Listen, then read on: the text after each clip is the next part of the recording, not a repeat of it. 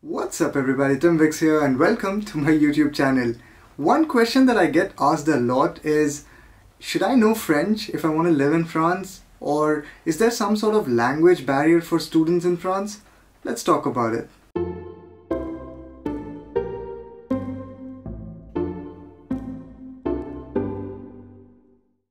So let me repeat that last sentence one more time. Should I know French if I want to live in France? And when you say live, I'm assuming that you want to stay in France for a long period of time. And in that case, yes, you absolutely need to know French. But if you're someone who's looking forward to visit France only for your higher education and a little bit of exposure, and then you intend to go back to your home country after you finish your education, in that case, no, you don't really need to know French. I mean, if your only plan is to come here for studies, then you can manage very well without knowing French. So in order to make this video more concise, I have come up with 5 important points on this topic, and I'm pretty sure by the end of this video, all your doubts and queries with regards to the language barrier part would be clarified. So let's start with the first point. The first point is that you can survive but not live your life. Smartphones have made things much easier, and with apps like Google Lens, all you need to do is just open the app, scan what is right in front of you, and it instantly translates the text. And if you want to buy something particular, then you just go to Google Image, download the image and show that image to the shopkeeper, and they give you the stuff. So all these tricks are good for surviving. But when I say living your life, what I mean is enjoying the small things of life. For example, going to a cafe and ordering something, or asking them what is the special dish for the night, or having like small interactions with the people in the park. You get the point. Even the small task of contacting your delivery guy and telling him the directions to your place becomes so much more difficult. So if you want to lead a comfortable and a happy life rather than just surviving, in that case you absolutely need to know the language. So the second point that I want to talk about is connecting with your colleagues professionally. Let's say that you do get a job or an internship in some company in France, and they say that they're an English speaking company.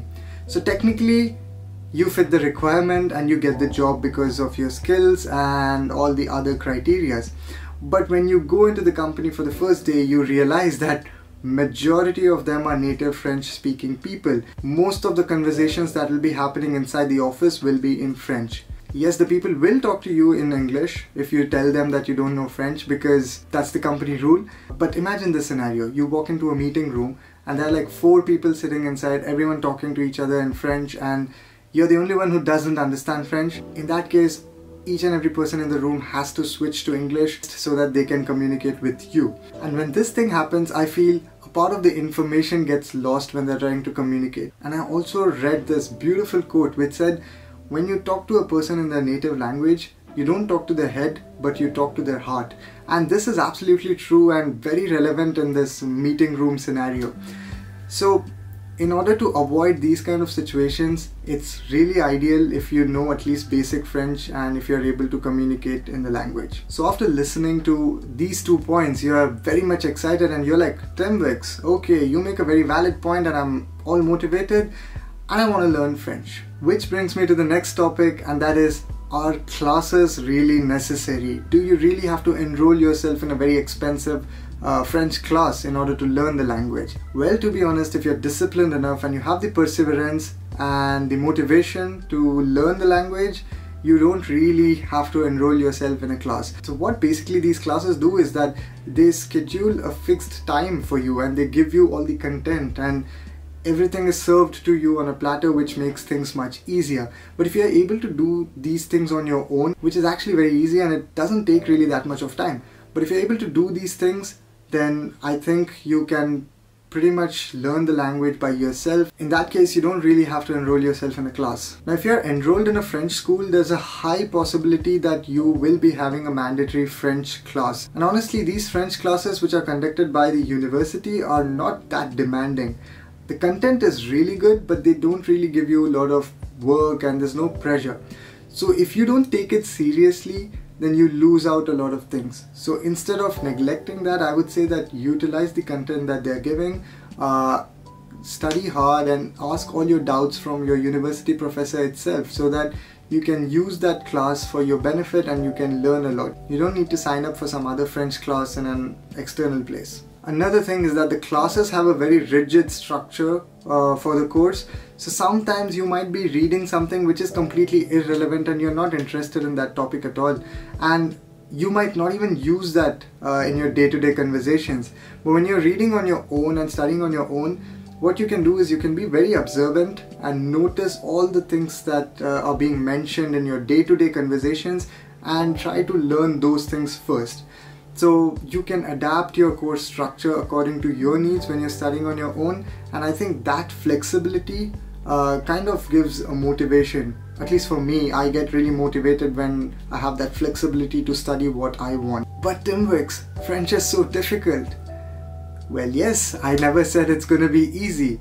Which brings me to the fourth point, and that is, it's a long-term goal and you need to take baby steps.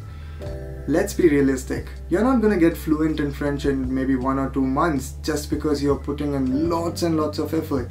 It's a long-term process, and what really counts here is the perseverance. You need to be very, very consistent and spend a dedicated amount of time every single day in order to improve. And honestly, sometimes when you're working or when you have like a lot of things to do, you don't really find that motivation to study. And in those kind of situations, what you can do is, instead of studying for like 2 hours, you could probably listen to a French song or listen to a small French conversation for like 15 minutes. Try to comprehend the message that is being conveyed in that audio clip or the video. This might not be 1 step further, this might be like maybe half a step further, but the goal is to move a step further. Doesn't really matter how much, the goal is to move a step forward. So consistency and perseverance is the key here. And honestly, you don't have to become an expert in the language. You're not going to describe literature or like classic stuff to others. You need to be able to have like a basic conversation. You need to be able to understand what they're saying and respond to it, and share your opinions and ideas with others. If you're able to do these things, then I think that's pretty good enough.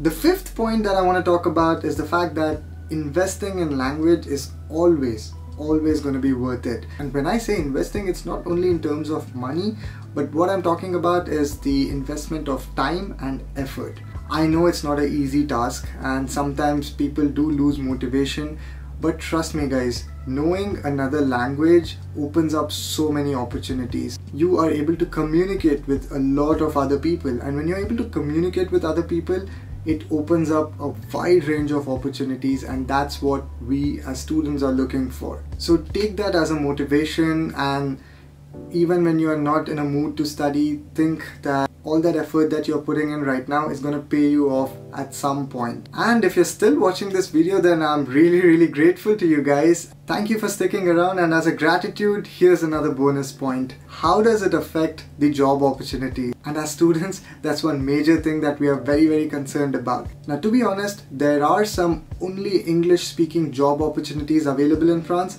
but they are very limited, and the competition is extremely tough. So unless you have some connection in the company, or you have very good experience, or you are really lucky, it's extremely hard to get a only English speaking job in France. So if you don't speak French at all, then your options are very limited. But on the other hand, if you have already started the process of studying French and you feel that you are around like 20 or 30% into the game, and you are seeing the improvement, and you know that if you put in more time and effort you can improve, in that case you can be very honest and frank with your interviewer, and you can tell them that you are very interested in the language and you're putting in time and effort to learn the language, and you can convince them that while you're pursuing the internship, it's going to motivate you more to learn the language because of the atmosphere. So the summary of this video is that you can actually survive in France without French, but if you are looking forward to like staying for a long duration of time, or maybe even settle in France, in that case you absolutely need to know the language. And there are some job opportunities available for those who don't speak French, but the offers are very limited and you end up losing a lot of chances. And with that being said, I conclude this video. Thank you so much for making me a part of your day. I hope you found this video to be useful. You can also follow me on my Instagram page at TimVix, where I give you guys some insights of a student life in Paris, and I also share my passion for automobiles and photography. So yeah, if you found this video to be useful, then don't forget to hit that like button, subscribe to my channel, and I will catch up with you all in the next one. Till then, goodbye.